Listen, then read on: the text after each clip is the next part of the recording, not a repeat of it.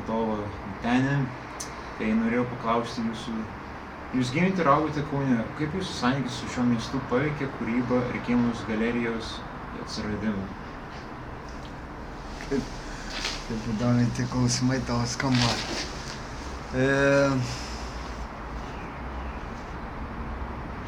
Nežinau net kaip ir atsakyti į tokį klausimą. Tiesiog gyvenu.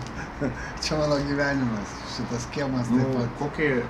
Kokią inspiraciją jūs pirmiausia turėjote savo meno kūrybai? Taip, pirmiausia, socialinis aspektas šito kiemo. Gal teko jum apsilankyti interneto svetainėje su Kiemo galerija, kur Sykis yra ten. vat yra tenais parašyta visa problema, dėl ko čia atsirado šitas meno projektas. Tiesiog, kadangi esu toks daugiau įvietinto meno atstovas, domiuosi įvietintų menu, kaip pati vieta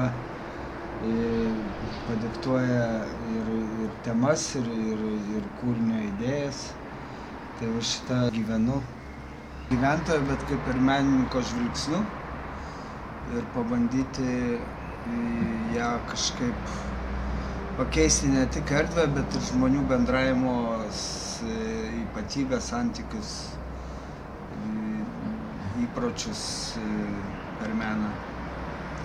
Tai aš tiesiog nežinau, kur aš kiekvieną kūrinį, kurį darau, jisai man yra kaip ir aktualus ir svarbus.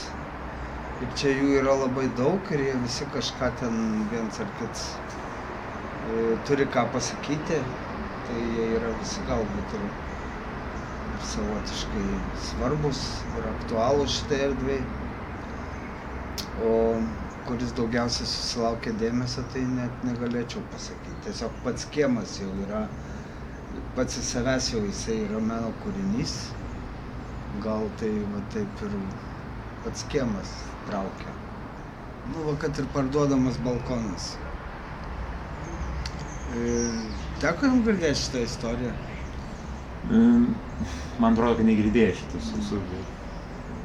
Dabar turistus pasitinka šitas pasakojimas apie parduodamą balkoną, jo kaina yra gana tokia nemaža. Dabar akcija yra, tai balkono kaina yra 2 600 000, o akcija tas, kad butas dovanų.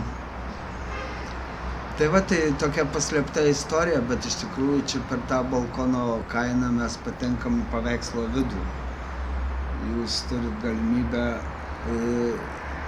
žiūrėti į paveikslą ne iš šalies, bet patekti į jo vidų. Tai čia tik vienas iš tokių pavyzdžių, kai kūrinys atrodo, ar kažkoks tekstas, ar užrašas reiškia vieną, bet kai pasigilini giliau įlendi, tai tu pamatai, kad ten po juo slypi labai didelė istorija. Nu, paslapčių kambariai tas toks pats pavyzdys, kai atkreipi dėmesį bet kurį iš paslapčių kambarių, gali ten sužinoti labai daug. Norėjau paklausti, kokių jūs galbūt žinote, kokių kitų žymių Kaune gyvenančių menininkų ir galbūt jūs esate iš jų kokių pavyzdžių paėmęs arba galbūt net kokias inspiracijas iš jų gavęs kada nors? Nu, gal iš kauniečių menininkų tai ir ne, bet daugiausia semiuosi inspiracijų iš pačios vietos. Pati vieta padiktuoja kūrinio idėjas, todėl kad man daugiau aš žiūriu į vietą kaip jau į pusę meno kūrinio. 50%. Va, tai, kad pasisemti inspiracijų iš kitų menininkų čia vargu ar galima būti iš to šiuo atveju, nes žaidžiu su pačia vieta. Čia kalba eina apie Kiemo galeriją ar apie aplamai? Taip, Kiemo galerijos sukūrimą. Nu tai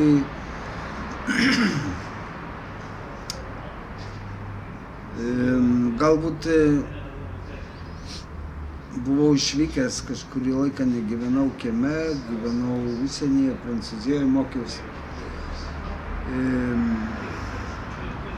Ir kai jau grįžau iš tenais, tada kitomis akimis pažvelgiau į savo kiemą, kuriame gyvenu, kitomis akimis pamačiau ir šiukšlynus, kuriuose mes gyvename, ir žmonių nebendravimą, tokį susvetimėjimo jausmą, tada dar labiau atkreipiau dėmesį, kad esam viens kitam susvetimėję, nepažįstami.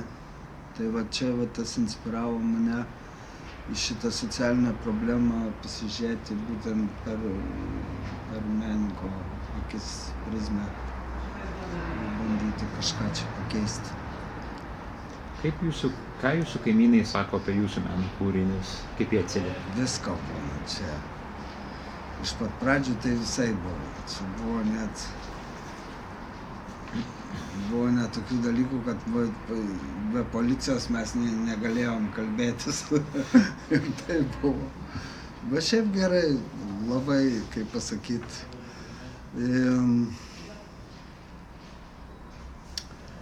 kam jau čia nelabai patiko, tai įsikraustė, o atsikraustė tie, kurie vertina šitus visus dalykus. Dabar dauguma butų čia iš tikrųjų yra nuomojami, pavirtę tokį savotišką verslo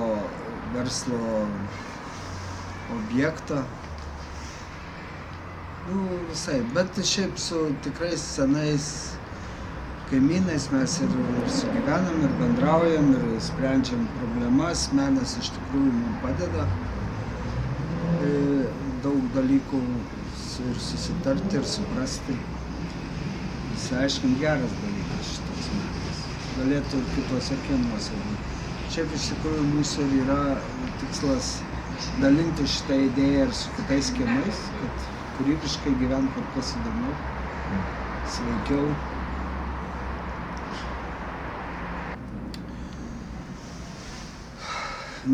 Čia šitie kūriniai yra, pirmiausia, tai yra, kaip sakau, įvietinto meno kūriniai, yra susijęs su būtent šita vieta ir tokių kūrinių nepamatysi niekur kitur. Jie yra jau unikalūs tuo, kad jie gimė iš šitos pačios vietos. Antra, tai nėra sterili tokia balto kubo erdvė, kurioje tu ateini, pasižiūri į išeksponuotus daiktus. O šitas menas ypatingas tuo, kad jisai atveria duris į kur kas gilesnius tokius pasąmoninius mūsų bendros būties tokius sluoksnius. Net įeinant į kiemą parašytas užrašas yra bendra būtis. Tai reiškia, kad tai yra galbūt galima traktuoti ir kaip bendrabutį, kuriame gyvena bendrabutiečiai. Arba į bendrą būtį, kai tai pasižiūri jau giliau į kažkaip taip sakyčiau. O kaip, net nežinau kaip ir pasakyti. Kažkas vis tiek vyks, nežiūrint visko. Čia jau toks randas, kur sunku bus jį išnaikinti. Paliktas toks įspaudas. Aš manau, kad tai niekur nedings, jisai palieka pėdsaką ne tik mūsų kiemui, bet ir aplamai ir Kauno kontekste, ir gal ne tik Kauno kontekste, toks kaimynų bendravimo pavyzdys, kaip galėtų žmonės tarpusavėje sugyventi, bendrauti per kūrybą. Tai aš manau, kad tai bus gražus pavyzdys ir ateityje. Ir tai yra tikra, tas gyvenimas, kuris čia susikūrė iš tikrųjų ir per prakaitą, ir per ginčius, ir per sutarimus, ir per viską, bet mes esam tikri, kad jeigu dar toliau šitas projektas vystosi, tai reiškia gerai. Tai turim vilties, kad ir toliau tai bus. Čia jau šitam projektui tarp kitko 13 metų.